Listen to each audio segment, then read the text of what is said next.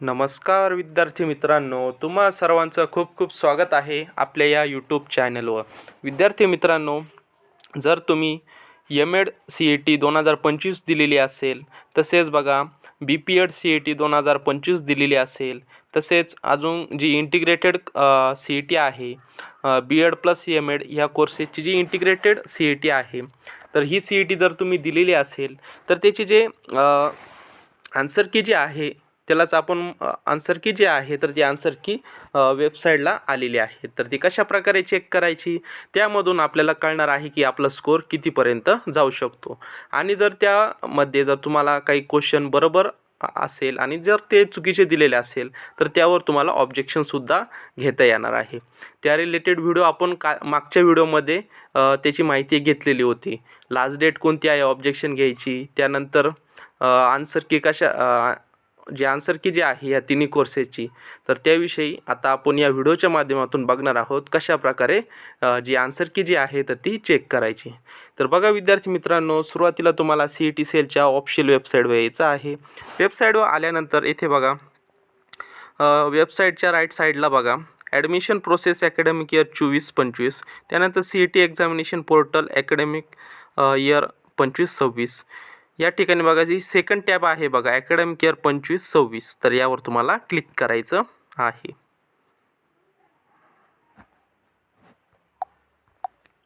त्यानंतर बघा विद्यार्थी मित्रांनो, साइन इनचे पेज जे आहे तर ते साइन इनचे पेज ओपन झालेले दिसेल. यामध्ये तुम्हाला रजिस्ट्रेशन ईमेल ID टाकून घ्यायचा आहे. त्यानंतर जो तुमचा पासवर्ड आहे तर तो पासवर्ड एंटर करून घ्यायचा आहे. पासवर्ड जर तुम्ही विसरलेले असाल तर या ठिकाणी बघा रिसेट पासवर्डचा ऑप्शन दिलेला आहे किंवा फॉरगेट पासवर्डचा ऑप्शन दिलेला आहे. या ऑप्शनचा यूज करून तुम्ही फॉरगेट किंवा रिसेट पासवर्ड करू शकता. रिसेट केल्यानंतर मग परत तुम्हाला साइन इनच्या पेजवर यायचं आहे. या पेजवर आल्यानंतर इथे ईमेल ID टाकून घ्या, पासवर्ड टाकून घ्या आणि साइन इन बटनावर तुम्हाला क्लिक करायचं आहे. तर बघा विद्यार्थी मित्रांनो, साइन इन झाल्यानंतर बघा अशी वेबसाईट ओपन झालेली दिसेल. यामध्ये खाली स्क्रोल करून घ्यायचं आहे. या ठिकाणी बघा CET registration, profile, mock test असेल, हेल्प डेस्क असे टॅब्स तुम्हाला दिसतील. त्यानंतर बघा ऑब्जेक्शन ट्रॅकर या ऑप्शनवर तुम्हाला इथे क्लिक करायचं आहे. या ठिकाणी बघा ऑब्जेक्शन ट्रॅकर जो ऑप्शन आहे तर यावर तुम्हाला क्लिक करायचं आहे. क्लिक केल्यानंतर बघा तुम्ही जो फॉर्म फिल केलेला असेल तर तो फॉर्म तुम्हाला इथे शो होणार आहे. म्हणजेच तुम्ही जी CET दिलेली असेल, ज्यांनी MPEdची दिलेली असेल तर तसा ऑप्शन शो होणार आहे. ज्यांनी M.Edची CET दिलेली आहे या ठिकाणी त्याचा ऑप्शन जो आहे तर तो शो होणार आहे. काही विद्यार्थ्यांनी आपला जो तिसरा कोर्सेस आहे BEd प्लस M.Ed इंटिग्रेटेड हा कोर्सेस आहे, तर त्याची जर CET दिलेली असेल तर त्याचा ऑप्शन सुद्धा त्या ठिकाणी शो होणार आहे.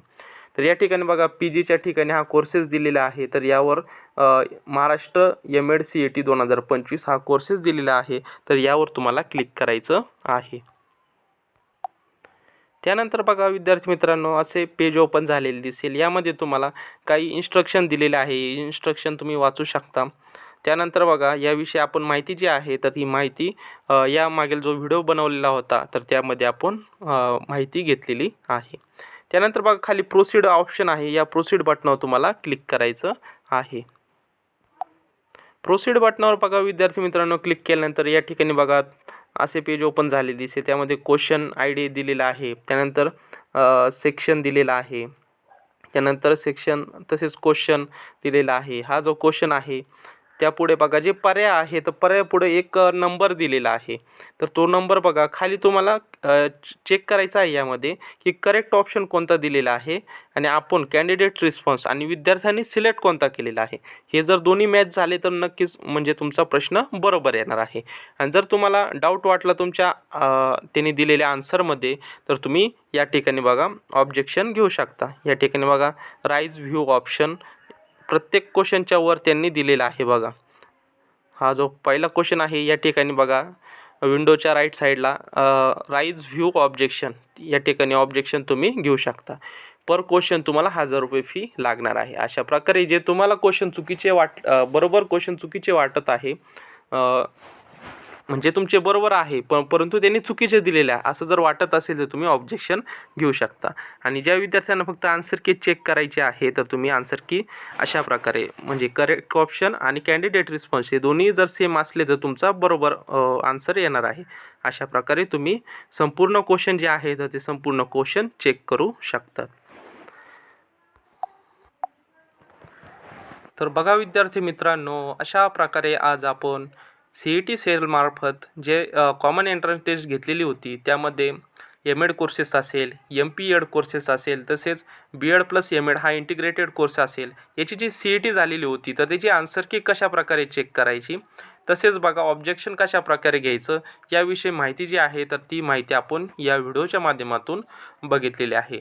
जर विद्यार्थी मित्रांनो आपल्या चॅनलवर नवीन असाल तर चॅनल सबस्क्राईब करून ठेवा, म्हणजेच तुम्हाला नवनवीन CET रिलेटेड जे काही नवनवीन अपडेट्स आहेत तर ते अपडेट्स तुम्हाला भेटत जातील. तर विद्यार्थी मित्रांनो भेटूयात नवीन अशा का व्हिडिओमध्ये. तोपर्यंत धन्यवाद.